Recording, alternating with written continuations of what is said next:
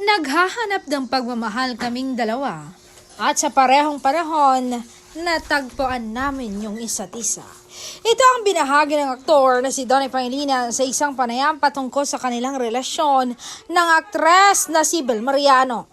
What made you fall in love with Bel Mariano? Other than the obvious na ang ganda niya, pero paano mo nalaman na siya yon? Tanong ng mamamahayag na si Miss K. Minsan nararamdaman mo lang sa puso mo, di ba? Parang kapag alam mo, alam mo. At the same time, para yung timing naming dalawa, sa totoo lang timing din talaga ng Diyos, sagot ng aktor.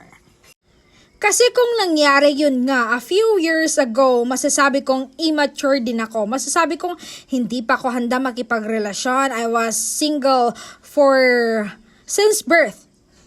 Kasi alam kong hindi ako ready kumbaga. But then, she came at a time na nasabi ko, you know what?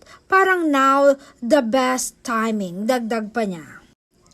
And also for her, parang naghahanap ng love kaming dalawa. And at the same time, we found that in each other, wika niya.